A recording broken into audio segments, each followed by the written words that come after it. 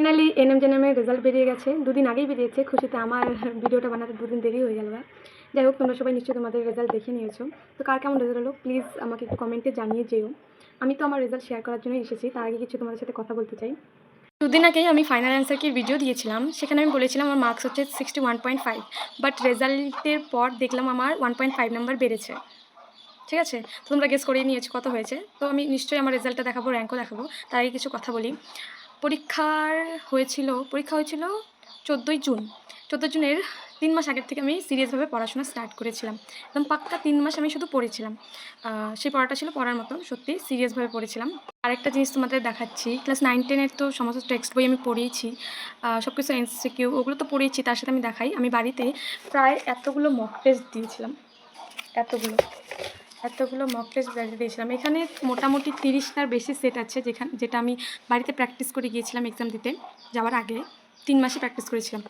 তো আমরা তো এগুলোতে যে প্র্যাকটিসগুলো করেছি, এই কোশ্চেনগুলো আমি একটা সেটের মানে মক টেস্টের একটা বই কিনেছিলাম, সেই বইটার থেকে আমি মানে মক টেস্টগুলো দিয়েছি। তো ওই কোশ্চেনগুলো তো নর্মালি যে 24-25 যেরকম অ্যান্সার মানে কোশ্চেন হয়েছিল, তো সেরকম বেসিসে করা ছিল। কিন্তু এবারের কোশ্চেন একদম উল্টো ছিল, লাইক আপস অ্যান্ড ডাউন এরকম টাইপের ছিল, কঠিন ছিল। তো আমি যখন এই মক টেস্টগুলো দিতাম তখন আমার প্রত্যেকটাতেই 70+ মার্কস আসতো, 75-80 পর্যন্ত আসতো। 30টা মক টেস্টে 70 নিচে কোনোদিন আসতো না, 70-র উপরেই থাকতো। কিন্তু রেজাল্ট তো হয়ে গেল একটু অন্যরকম, কারণ পরীক্ষা টাফ হয়েছে। অন্য বাড়ির থেকে এবছরের কোশ্চেন অনেকটা হার্ড হয়েছে, তোমরা সবাই জানো যারা যারা এক্সাম দিয়েছো। তো তাই সেই বেসিসে আমার রেজাল্ট হয়েছে। চলো এখন বলে দিচ্ছি আমি কত মার্কস পেলাম। এই যে আমি মার্কস পেয়েছি 63.8। আমি একদম রেজাল্ট থেকে স্ক্রিনশট নিয়ে তোমাদেরকে দেখিয়ে দিলাম।